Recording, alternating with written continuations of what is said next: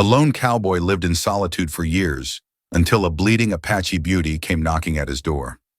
Carter Lawson rose before the sun as he always did, stoking the cabin fire until a muted glow chased the chill from the log walls. 12 years of ritual had etched themselves into his muscles. Grind coffee, scan the canyon mouth through the frost-rimmed window, remind himself no one knew this refuge existed. The world beyond Lost Horse Canyon was done with him, and he with it, or so he told himself each dawn. The first tap came while the coffee tin hissed over the flames. It was hardly a sound at all, a brittle knuckle brushing raw pine. Carter froze, mug halfway to his lips. Wind, he thought, maybe a branch. But the tap came again, softer, quivering, as though the knocker's strength were leaking away with every heartbeat. No one finds this place. His gaze slid to the Colt rifle above the hearth. It would be wiser to wait, to let the unknown bleed out against the threshold. That lesson had cost him everything once. Trust no stranger, trust no cause. Yet the second knock lingered in the air, like a plea too faint to die. Carter set the mug down, feeling the tremor in his own fingers. A vibration not of fear, but of something rusted and half-remembered, the ache of human concern. He unlatched the door. She collapsed into him, all at once, buckskin soaked through with black crimson, hair tangled and heavy with dust. For a blink he smelled only iron and cold morning, then felt the damp warmth seeping into his flannel. Carter steadied her and glimpsed the wound tearing across her ribs, the blood still pulsing, stubbornly alive. Instinct screamed, drag her outside, bar the door, vanish back into the silence. Instead, he lifted her as though she weighed nothing, carried her past the rifle, past the window, laid her upon the single bed he had never expected to share. Who are you, he wanted to ask, but the question seemed cruel when every breath rattled in her chest like broken glass. He stripped away the shredded fabric, saw the knife gash, deep but clean.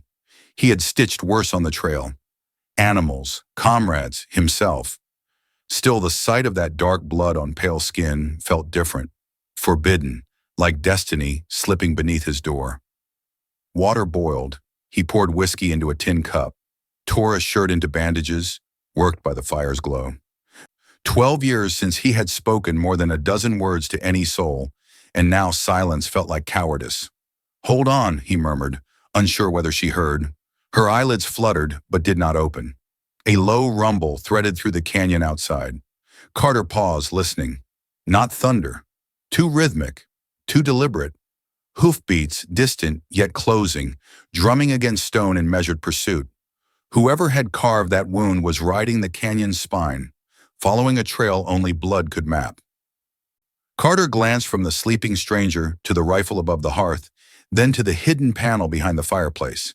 In the hush before the hoofbeats broke the dawn outright, he understood. The world he'd buried was already galloping back, and his sanctuary was no longer his alone. The stranger awoke as pale light spilled through the shutter slats, her breathing shallow but steadier. Carter knelt beside the bed, tightening the last knot on a clean bandage. When her eyes fluttered open, dark, lucid, ancient despite youth, he felt the canyon walls lean inward. She didn't flinch at the stranger hovering over her. Instead, she studied him, as if cataloging danger and mercy in the same breath. My name is Lila Whitefeather, she said, voice rasped, dry, yet composed. You are far from any trail. Why risk bringing me inside? Carter had no answer he trusted. Words felt like thin boards over a ravine. He busied himself tipping a canteen to her lips. She drank, then winced. Glancing toward the door as distant hoofbeats thumped again. A ominous pulse that hadn't faded with daylight. Her fingers tightened around the blanket. They will come, she whispered. Men with brass badges and empty hearts. They hunt my father's blood. Carter's pulse hitched. Father. He remembered campfire stories in shattered saloons. Chief Tall Elk, strategist of the high mesas, thorn in every marshal's pride. $50 alive, 20 dead. Poster promises nailed to every depot wall. Carter swallowed the iron taste of memory. Money had once bought the souls of men in his own regiment. He'd watched brothers trade honor for coin, and watched them die screaming when that bargain soured. "What happened?" he asked. "Dawn raid." Her gaze fixed beyond the ceiling, seeing flames he could only imagine. "They set upon a small river camp. Women, children. I ran to warn my father's warriors. A knife found me first." She touched the bandage as if confirming the scar existed. "I followed the canyon because elders speak of a ghost here. I thought perhaps a ghost would not fear dying twice." Carter managed a brittle smile. "Ghosts don't bleed," he said, feeling his own shoulder ache where war memories still lived. "I'm Carter Lawson, nothing more spectral than a man tired of people." Lila's eyes sharpened. "Even tired men choose. Today you chose life." A hawk screamed outside, banking over the pines. The hoofbeats sounded closer now, distinct against sun-baked rock. Carter's instincts mapped the distance. 20 minutes, maybe less, before riders crested the bend and the cabin became a trap.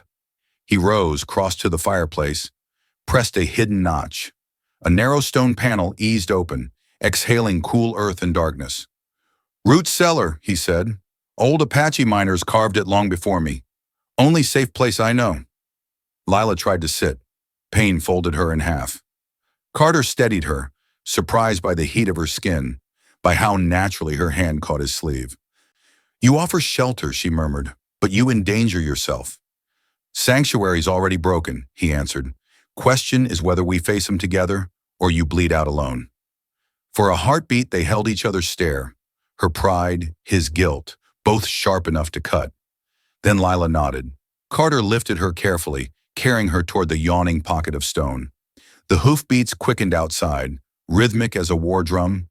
As he lowered her into the shadows, her fingers brushed his cheek, an accidental spark that felt like a promise neither dared name. He slid the panel shut. Darkness swallowed her, but Carter knew those eyes would stay on him, even unseen. He turned to fetch rifle and whiskey, pulse sinking with the rider's march. The ghost of Lost Horse Canyon had made a choice, and the canyon was about to echo with the cost of it.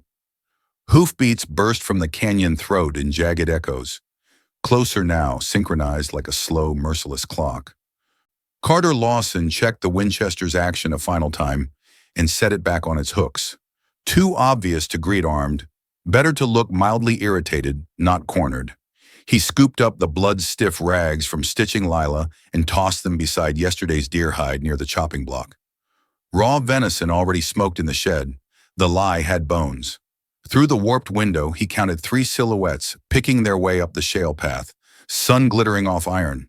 The leader rode a rangy sorrel, a tin badge flashing at his vest. Silas Mercer. Carter remembered the name from a poster glimpsed years ago in Bitter Creek. Deputy Marshal by title, bounty broker by profession. Behind him lumbered Hank Bull Crow, shoulders like barn doors, and Evan Pike, thin as hunger with eyes that never stopped measuring ground. Mercer reined in at the porch, boots thudding hollow on the planks. A fist hammered the door. "Territorial business," he barked. "Open up." Carter inhaled once. Pine smoke, dried blood, dawn coffee gone cold, then unlatched the door with a practiced scowl. "Mornin'," he drawled, blocking half the doorway. "You boys lost?" Mercer's grin was a knife angled for soft places. "Lost? No, sir. Trail of Apache blood led us straight as scripture." He glanced at the dark droplets spattered along the porch boards. Carter followed the marshal's eyes, let his shoulders slump in feigned annoyance. "Deer I hauled in before sunup kicked like the devil." "Messy business." He gestured to the bloody rags. "Butcherin's inside. Meat's out back if your curiosity's bigger than your manners." Bull Crow snorted, eager to test thickness of cabin walls. Pike said nothing, only stared past Carter as if cataloging angles bullets might ricochet. Mercer stepped forward. "Mind if we verify? $50 says an Apache girl's bleeding under this roof. Governor's bounty." His voice held the lazy threat of a rattler warming on a stone. Every instinct told Carter to slam the door, raise the rifle, turn the threshold into a bottleneck of lead and splinters. Instead, he shrugged and stepped aside. "Suit yourself. Don't drip trail dirt on my floor." They filed in. Cabin space shrank with their presence. Smoke from the hearth wavered around gunmetal odors. Carter planted himself near the table, arms folded, blocking line of sight to the fireplace, though he knew the blood trail snaked there regardless. Bull Crow trudged toward the chopping block, poked the deer hide with a boot. Fresh, he granted, voice like gravel. Pike drifted to the window, squinting at the canyon, calculating escape routes, Carter suspected. Then the tracker's gaze swept the floorboards, paused on the faint smear that vanished beneath the hearthstones. A silent alert flickered behind his eyes. Mercer dipped a cloth strip into the basin of pink water, rubbed it between fingers. Animal blood coagulates quick, he mused, raising the wet cloth to lamplight. This looks mighty warm. He pivoted, badge glinting. Tell me again about that deer. Carter felt heat crawl across his spine, but his face remained carved from mesa granite. Shot it 2 peaks over last evening. Gutting waited till dawn. He rolled up a sleeve to reveal an old saber scar. Kicked me here. Tore stitches open. That's the red you're sniffing. Mercer's gaze flicked over the scar. Plausible from 10 feet. Nonsense up close. But he didn't close distance yet.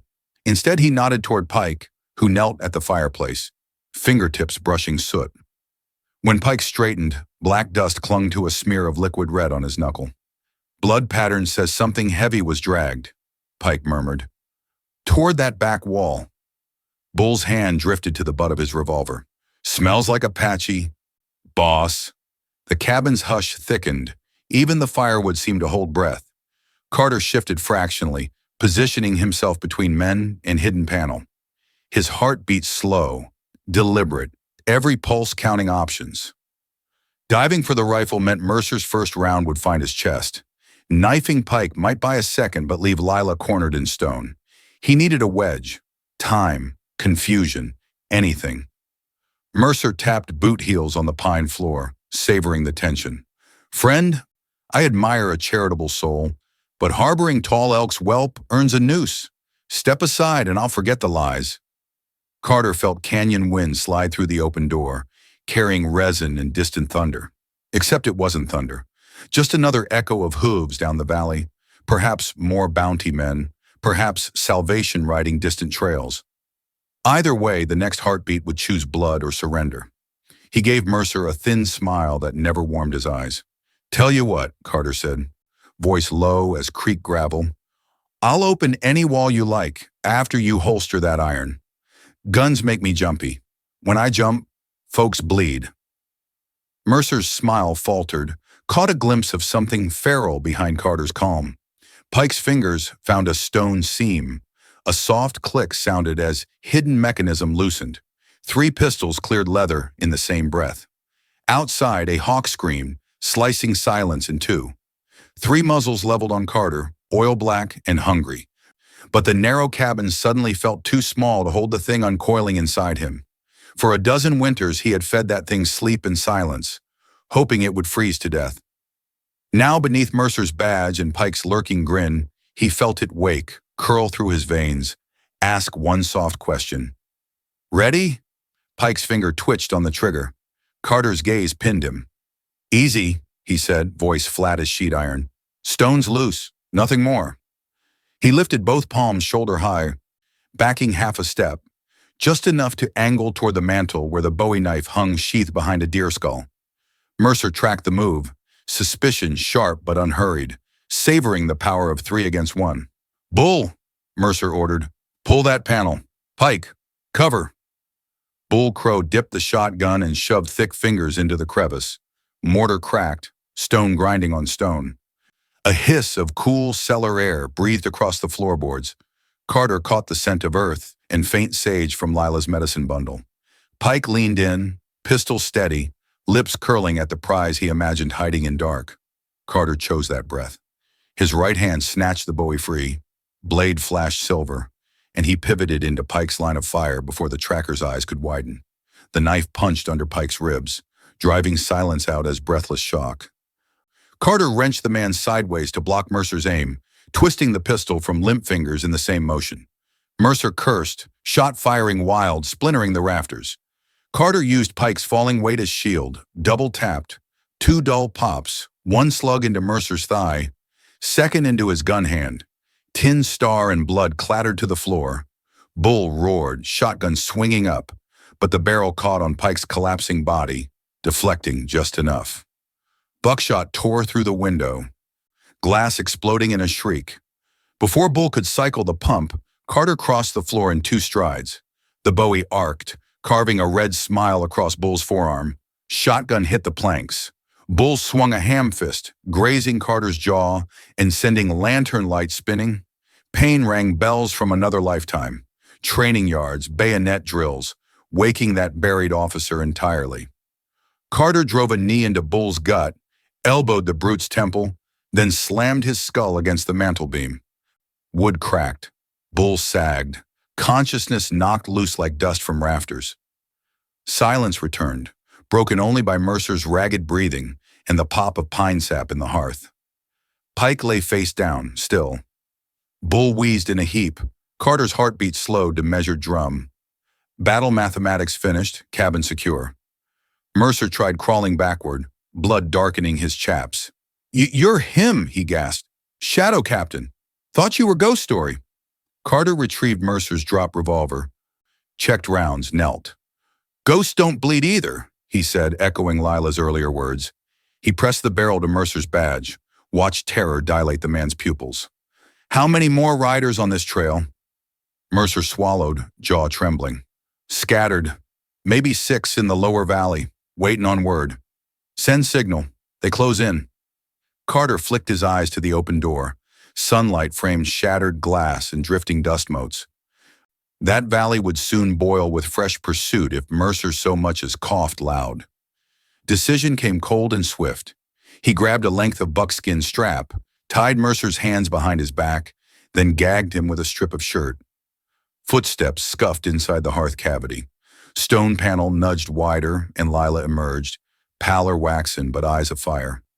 I heard shots, she whispered, steadied by the wall. Carter crossed, palm gentle on her shoulder. It's done for now. His gaze swept the bodies. But more are coming.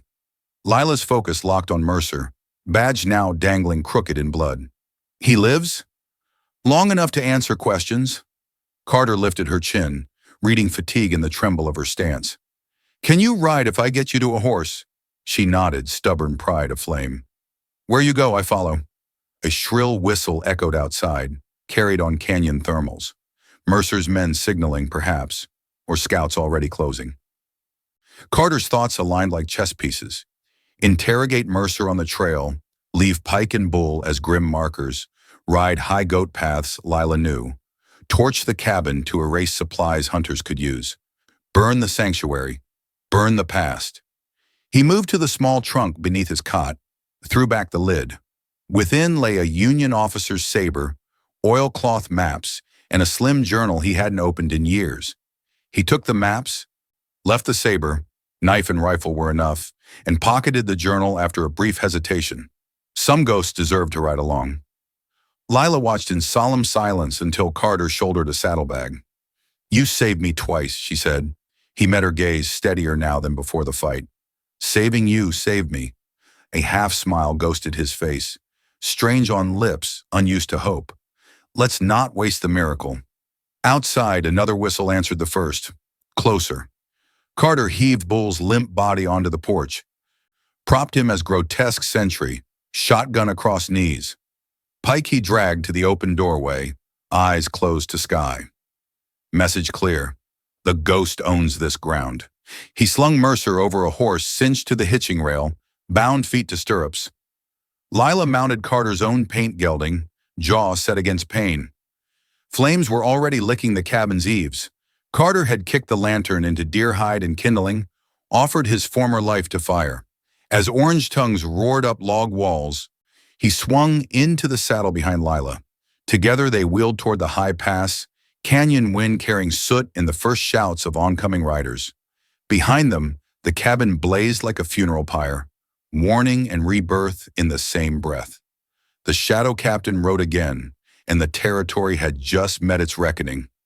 Mid-morning sun blazed white across the high ridge as Carter and Lila urged their horses along a thread of trail no wider than a boot.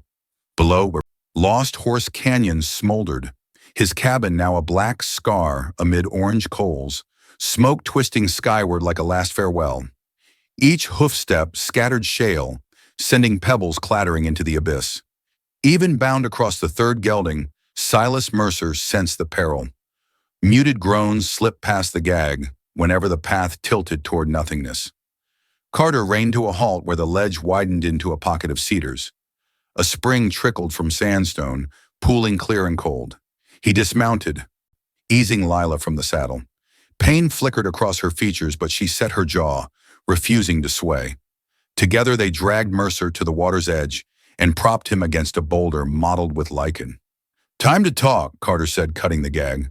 Mercer's lips cracked, voice no louder than rust. "They'll hunt you to the ocean for this." "Then I'd best choose the ocean," Carter replied. "How many riders and where?" Hate warred with fear in Mercer's eyes. Fear won. "6 more, now camped at Devil's Arch, waiting on me to light smoke signal by noon." Lila knelt, inspecting her sutures, now stained rusty. "Devil's Arch lies between here and my father's winter caves," she murmured. "We cross open mesa, no cover." Carter's gaze traced the skyline. Barren plateaus, distant dust devils spinning sun glitter. "Then we ghost the rim. Your caves still hold water?" "Enough for 2 hearts and 3 horses," she said, earnest. "And a prisoner?" Carter asked. Mercer tensed, but Lila shook her head. "My father does not trade with men like him. Their blood poisons peace." She looked to Carter, question silent but clear. Carter remembered graves unmarked across another war, good men buried under bad orders. He thumbed Mercer's badge, bent, blood-crusted, and flicked it into the spring. "You ride back," he told the deputy, slicing the bonds at ankles first, then wrists. "Tell the territory the shadow captain died with his cabin. Tell the bounty's gone cold." Mercer rubbed raw wrists, hope lighting like a fuse. "You'll let me walk?" "You'll limp," Carter answered, pointing toward the canyon floor. "Any gunmen reach Devil's Arch, they'll find your star and your story. Choose them or the long road home." Fear made Mercer humble. He staggered down trail, every few steps looking back at Carter's unreadable face, until cedars swallowed him. Lila watched the retreat, then turned. "Mercy," she said, voice soft. "You still carry it." "Cost me nothing to spare him," Carter replied, though they both knew Mercy always charged later. They watered the horses, filled canteens, and started once more along the rim. Westward now, toward broken land where no poster ever fluttered. Afternoon light slanted gold, painting Lila's profile in quiet fire. When the climb steepened, Carter rode alongside, steadying her reins. Neither spoke of debt or destiny. The rhythm of hooves and the wheeze of canyon wind filled the silence well enough. At dusk, they crested a saddle where basalt spires knifed into violet sky. Beyond, a labyrinth of hidden valleys spread like secrets waiting to be kept. Lila pointed to a thread of smoke faint against twilight.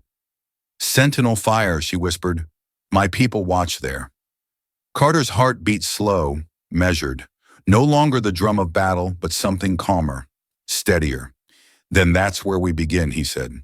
Behind them, ashes of a former life spiraled into evening stars. Ahead, the unknown opened wide as desert night. And somewhere between, 2 riders, once ghost, once hunted, forged a path the territory had no map for. The wind shifted, carrying cedars and distant drumbeats. Carter smiled, feeling for the first time in 12 years, alive in the space between each breath.